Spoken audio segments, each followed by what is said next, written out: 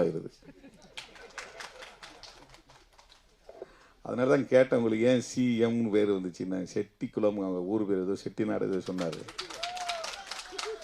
அப்பா பேர் முத்தும் பெருமாள்னாரு. இப்போ மு விஜய்னு போடலாமே அப்படின்னு எனக்கு தோணுச்சு. இப்போ சிஎம் விஜய்னா திருமாவளவனே சொல்லிட்டாருங்கிற மாதிரி ஆயிரும்.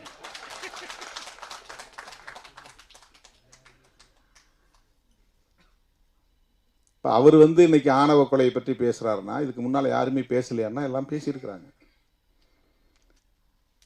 நம்முடைய இயக்குனர் அண்ணன் பாக்கியராஜ் அவர்கள் படங்களில் ஏராளமாக இந்த சாதி பிரச்சனைகள் விவாதிக்கப்பட்டு இருக்கிறது. அவர் படங்களை திருப்பி போட்டு பாருங்க.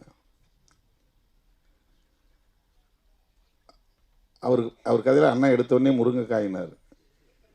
அவருக்கு மனசில் நிற்கிறது முருங்கைக்காய் தான்.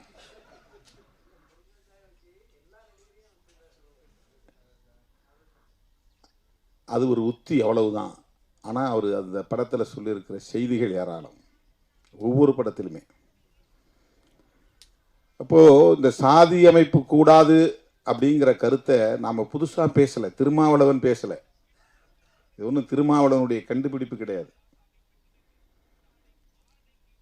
சில பேர் அப்படி ஒரு தோற்றத்தை உருவாக்குகிறார்கள். இவன் வந்த பிறகுதான் எல்லாம் ஜீன்ஸ் போடுறாங்க, டிஷர்ட் போடுறாங்க, கூலிங் கிளாஸ் கண்ணாடி போடுறாங்க, பஸ் ஸ்டாண்டில் நிற்கிறாங்க, நம்ம பிள்ளைங்களை மயக்கிறாங்க.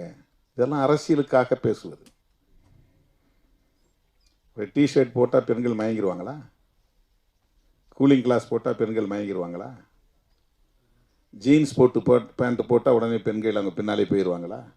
இது பெண்களையே குறைத்து மதிப்பிடுகிற ஒரு விமர்சனம். அது இப்படி அல்ல.